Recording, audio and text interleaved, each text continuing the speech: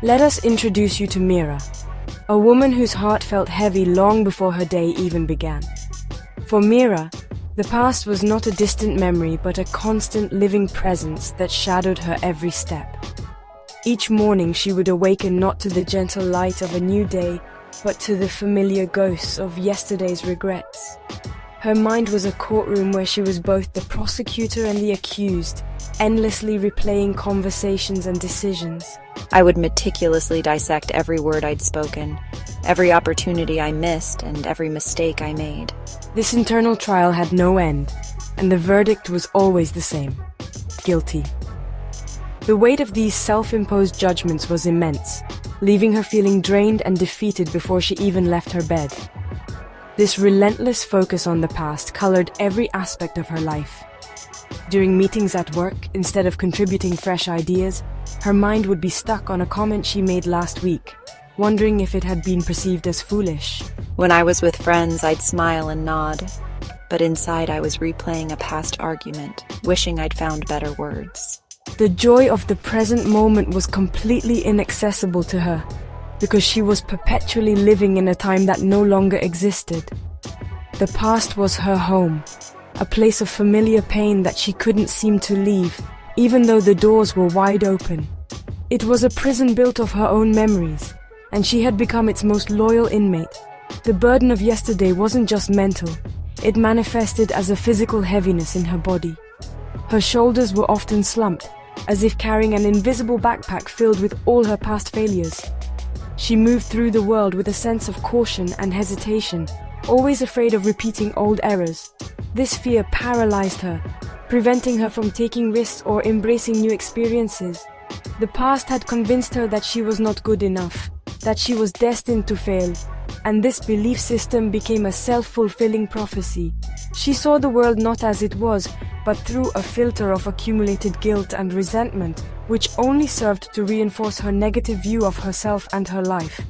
Meera's story is a reflection of a struggle many of us face. We carry our past with us, allowing them to define our present and dictate our future. We cling to old grievances, nurture past hurts, and identify so strongly with our personal history that we forget we are more than the sum of our memories. We believe that by constantly analyzing what went wrong, we can somehow fix it or prevent it from happening again. But in reality, this mental obsession only keeps us trapped in a cycle of suffering. For Meera, the weight of yesterday was crushing her spirit, preventing the light of the now from ever breaking through the clouds of her mind. She was living a half-life, haunted by shadows of what was.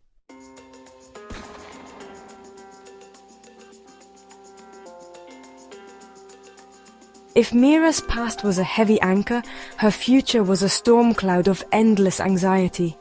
Her mind was a relentless fortune teller, constantly predicting catastrophic outcomes and weaving intricate webs of worry. The moment her thoughts weren't consumed by regret, they would immediately leap forward into the what-ifs of tomorrow. What if I miss my project deadline? What if I say the wrong thing at the family gathering? What if I never achieve my dreams? These questions were not idle curiosities. They were tormentors that filled her with a pervasive sense of dread. The future, for Meera, was not a landscape of possibility, but a minefield of potential disasters she had to navigate perfectly. This constant projection into the future made it impossible for her to find any sense of peace or contentment. I keep telling myself I'll be happy once this project is over, or I'll feel calm after this difficult conversation is done. But of course, once one worry was resolved, her mind would instantly generate a new one to take its place. The finish line was always moving, and the promise of future peace remained perpetually out of reach. She was living on a treadmill of anxiety, running endlessly towards a destination that never got any closer. The anxiety of tomorrow was a thief that stole the simple pleasures of her daily life. While eating a meal, she wasn't tasting the food. She was mentally rehearsing a presentation for the next day. While walking in the park, she wasn't feeling the breeze or hearing the birds. She was worrying about her financial security in the years to come. Her body was physically present, but her consciousness was always somewhere else. lost in a future that existed only as a fearful fabrication of her mind. This disconnect left her feeling hollow and unfulfilled, as if she were a spectator watching her own life unfold from a great distance, unable to truly participate in it. This state of constant forward thinking is a trap that ensnares so many of us. We are conditioned to believe that planning and preparing for the future is the key to a good life. While practical planning has its place, becoming psychologically lost in the future is a recipe for chronic stress and unhappiness. We sacrifice the reality of the present moment for the illusion of a secure future, not realizing that the only time we ever have to live, to feel, and to be is right now. Meera was a living example of this truth. Her obsession with controlling the future was causing her to miss her life entirely, one anxious thought at a time. The storm of tomorrow was drowning out the gentle whisper of today.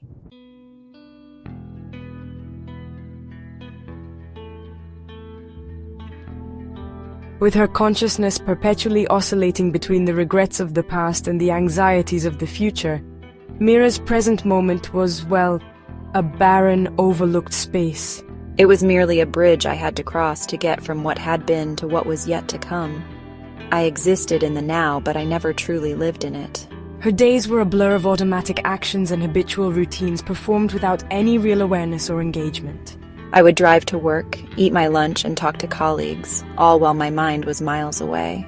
The rich tapestry of sensory experience that constitutes the present moment, the colors, sounds, and sensations of life, was completely lost on her. The now was a void, empty of meaning and vitality. This emptiness was a source of a deep, unspoken dissatisfaction in my life. I often had a nagging feeling that something was missing, a sense of being disconnected from myself and the world. She would look at people who seemed genuinely happy and wonder what their secret was. I pursued external goals, hoping that a new job, a new relationship, or a new possession would fill the void I felt inside. Yet, no matter what I achieved or acquired, the feeling of emptiness remained. This was because the source of her dissatisfaction was not external. It was internal. She was missing the most fundamental ingredient of a fulfilling life, her own presence. The world around me was constantly offering me moments of beauty and peace, but I was unable to receive them.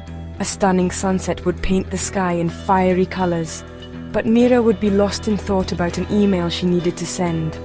A child's innocent laughter would echo in the park, but she would be replaying a mistake she made years ago. Life was happening all around her, a vibrant and dynamic symphony, but she couldn't hear the music. Her mind's incessant noise created a barrier that separated her from reality, leaving her in a sterile, colorless world of her own making. The present moment was a gift I was leaving unopened day after day. This experience of an empty present is the quiet tragedy of a life lived in the mind. When we are not anchored in the now, life loses its depth and richness. It becomes a two-dimensional experience, a series of mental concepts rather than a lived reality. We go through the motions, ticking boxes and moving from one task to the next, but we feel no real connection or aliveness. We are like ghosts haunting our own lives. For me, this emptiness was becoming unbearable. It was a silent ache in my soul, a cry for something more real, more substantial. I just didn't know that what I was searching for was not in the past or the future, but in the very moment I was so desperately trying to escape.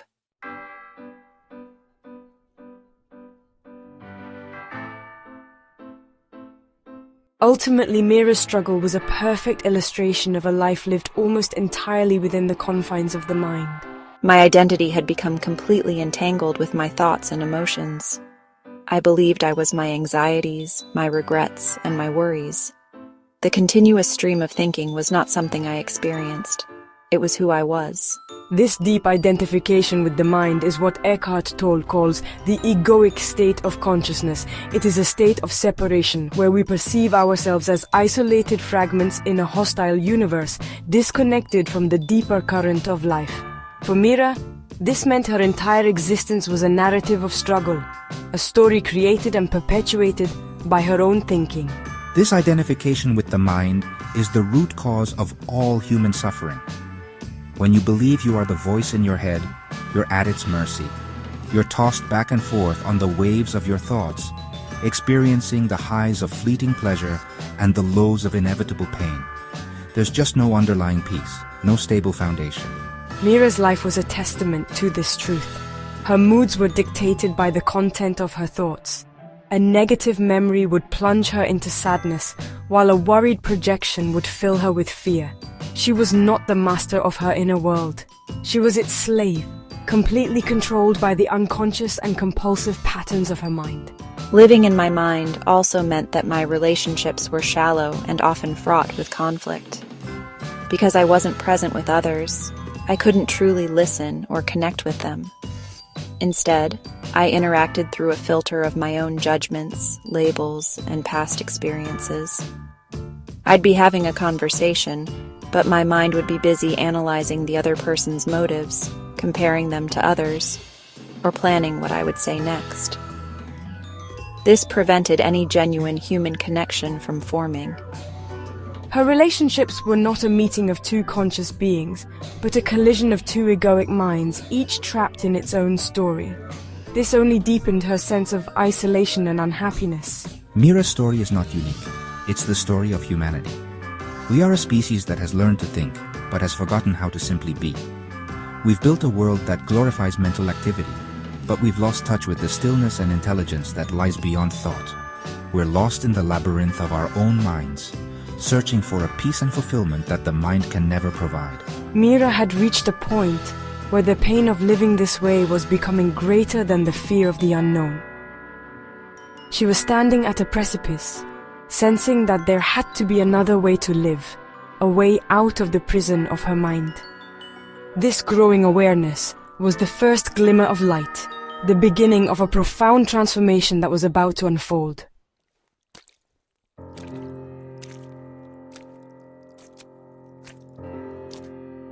On a rainy afternoon, Meera wandered into her local library, seeking quiet from both the weather and her restless mind.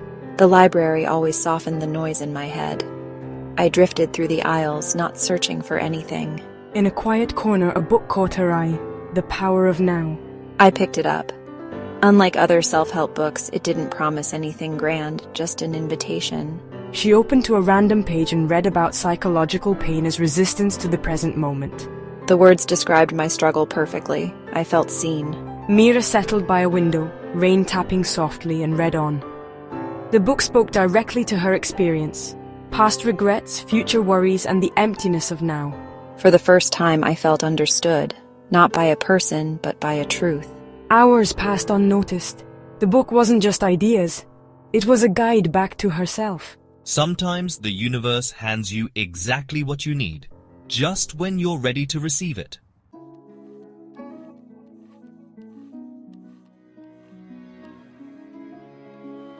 One sentence stopped me cold. You are not your mind. I read it again and again, letting it sink in. If I'm not my mind, then who am I? The question echoed, creating a rare stillness. Suddenly I noticed a gap, the part of me that watched my thoughts. What does this even mean? I realized I was the one noticing my anxious thoughts. It was like being the sky, watching storms pass, untouched. I tasted a freedom I never knew was possible. The freedom of being the silent witness. My pain and anxiety weren't me.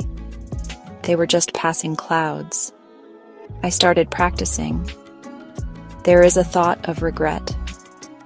There is a feeling of anxiety. I was the awareness, not the thought.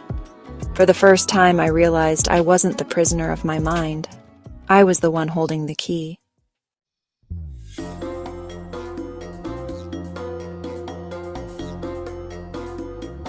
Meera began practicing what the book called watching the thinker.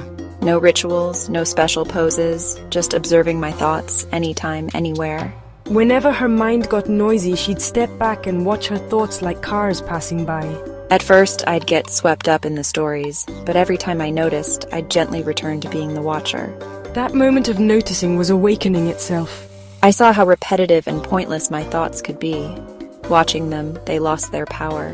By observing, she withdrew energy from her thoughts, and they loosened their grip. I found longer moments of silence, just peaceful presence. I was learning the art of being present.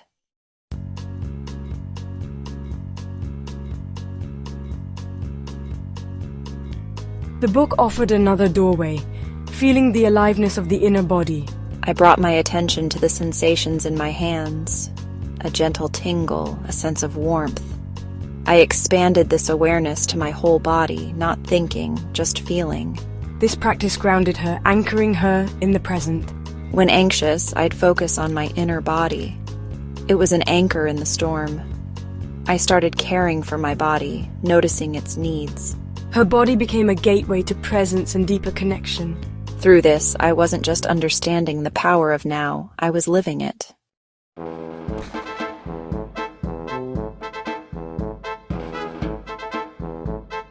You don't need a monastery to find presence. Just choose one daily activity and do it with full attention. It could be brushing your teeth, making coffee, or washing dishes. Bring all your senses to it. Feel, taste, listen. When your mind wanders, gently return to the task. Even routine chores become mindfulness practice. Use everyday sounds as reminders to be present. Listen without judgment. Let sounds wash over you, opening you to the present. Waiting in line? Use it as a chance to connect with now. Notice your breath, the ground beneath your feet, the world around you. These small moments become portals to peace. Give your full attention to people. Listen with your whole being. Presence deepens connection and brings you into the aliveness of now.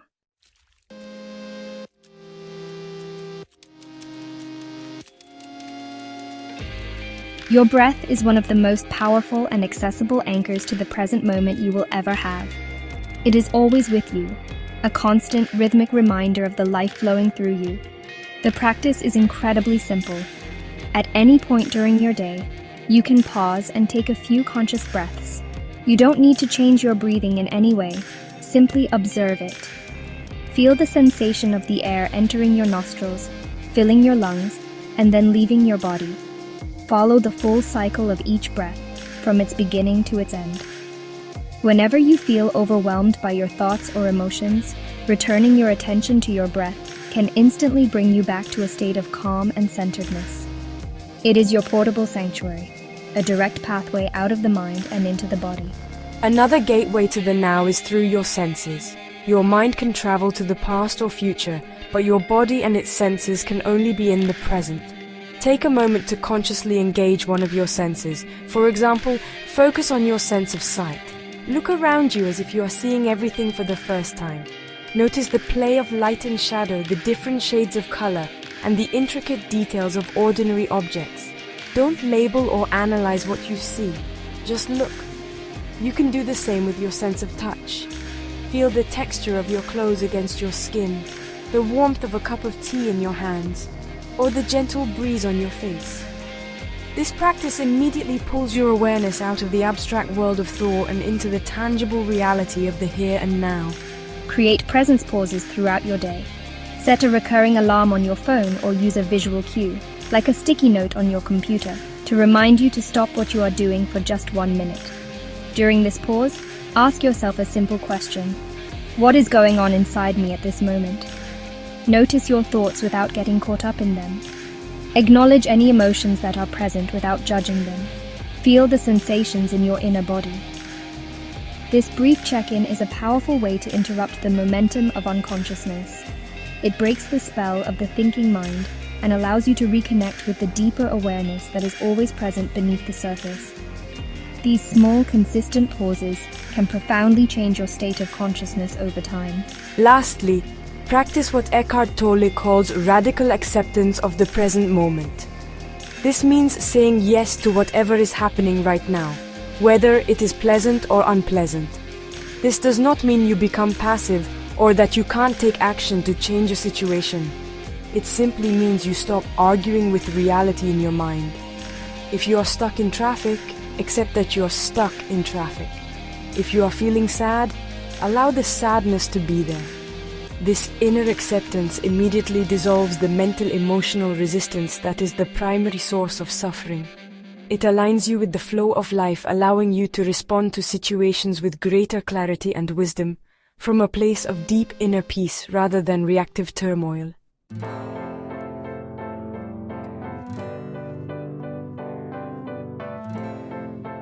As we have journeyed through these ideas together, from understanding the nature of the now to witnessing Meera's transformation, it becomes clear that this is more than just a philosophy.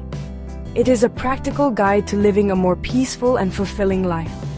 Meera's story is not just a tale about a fictional character. It is a mirror reflecting our own struggles and our own potential for awakening. We all have a version of Meera within us, a part of our consciousness that is lost in the labyrinth of the past and future. We all carry the weight of yesterday's regrets and feel the pull of tomorrow's anxieties. Her journey from being a prisoner of her mind to discovering the freedom of the present moment is a path that is available to every single one of us. Reflecting on these teachings can feel both simple and profound. The core message is incredibly straightforward. Your point of power is always in the now. Yet unlearning a lifetime of mental habits requires patience, gentleness, and consistent practice. It's important to remember that this is not another goal to strive for in the future. The goal is not to achieve presence one day. The practice is simply to return to the now again and again whenever you remember. Each time you notice your mind has wandered and you gently bring it back, you are succeeding.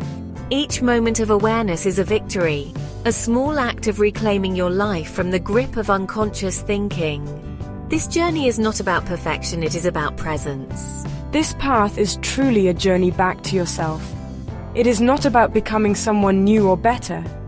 It is about unbecoming everything that isn't you, letting go of the layers of conditioning and false identity that obscure your true nature. Your true self is not the anxious thinker or the regretful storyteller. Your true self is the silent, still awareness that lies beneath the surface of the mind. It has always been there, waiting patiently for you to turn your attention inward. Discovering the power of now is discovering this timeless part of your being, the source of all true peace, joy, and aliveness. It is coming home to the essence of who you have always been, before the world told you who you should be.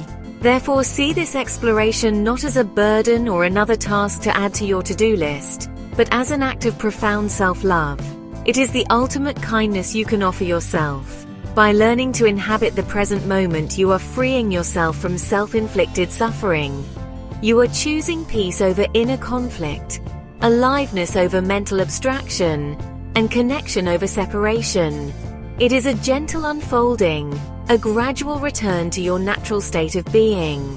The more you practice, the more you will realize that the peace you have been seeking in the external world has been within you all along, quietly waiting in the stillness of the now.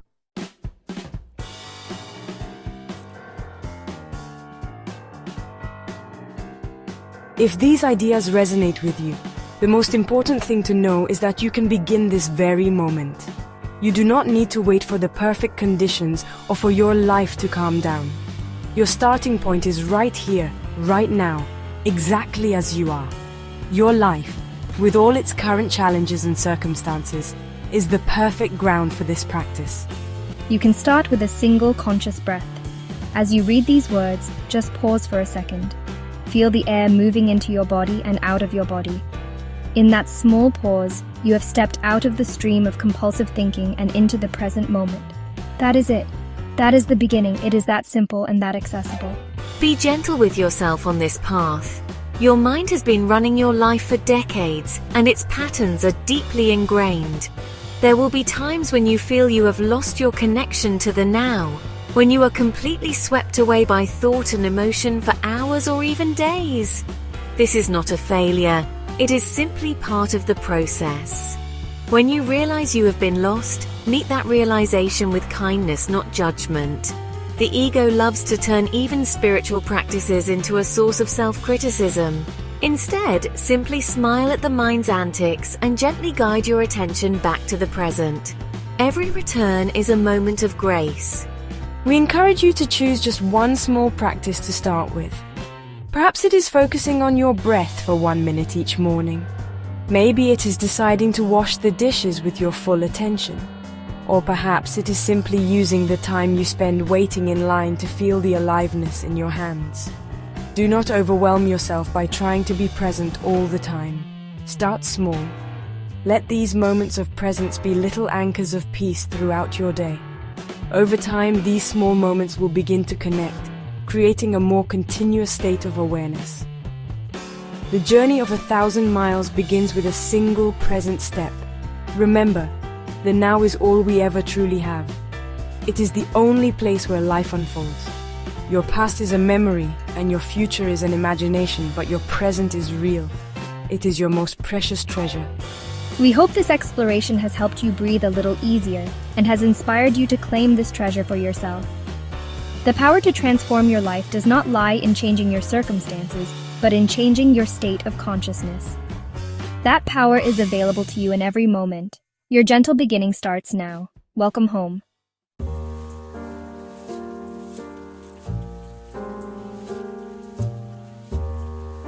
In the end, the journey into the power of now is not about arriving at a final destination, but about learning to cherish the path itself, which unfolds in this very moment. Meera's story is your story. It is the story of every human being who has ever felt lost in the noise of their own mind and yearned for a deeper sense of peace and aliveness. Her discovery is the discovery that awaits us all. That the peace we seek is not found in a different future or a revised past, but in the simple, profound acceptance of what is right now. This truth is a lighthouse, a steady beacon guiding us home through the storms of our mental and emotional lives. It reminds us that we are not our thoughts, we are the sky in which they appear. This exploration is an invitation to gently shift your focus from the endless drama of thinking to the quiet miracle of being. It is an encouragement to pause, to breathe, and to feel the life that flows within you and all around you. You don't need to fight your mind or wage a war against your thoughts. You only need to withdraw your belief in them and place your attention in the tangible reality of the present. This simple act is the key that unlocks the door to a life of grace, ease, and profound connection. It is the choice to step out of the illusion of time and into the eternal reality of the now, the only place where life truly happens. Meera's story, and the wisdom of the power of now, ultimately teaches us that every moment is a fresh beginning, a new opportunity to return to ourselves. Every breath is a chance to come home. The power to end your suffering and awaken to a deeper reality does not lie in some distant future. It is here. It is now. It is in the feeling of your feet on the ground, the sound of the rain against the window, the warmth of a loved one's hand. Peace is not something you achieve. It is something you allow by surrendering to the present moment. This is the greatest gift you can give yourself, a gift that is always available, waiting patiently for you to receive it. So let this be your gentle reminder. The now is your refuge. It is your sanctuary. It is the source of all your power. As you move forward from this moment, carry this awareness with you. Let it soften your heart and quiet your mind. Remember that you are the watcher, the silent, peaceful presence behind the turmoil of life. Every moment is a chance to return to that peace, to return home to the ever-present gift of now. Your journey is not about becoming perfect. It is about becoming present. And that journey, in its most beautiful and profound sense, begins and ends in this single precious moment.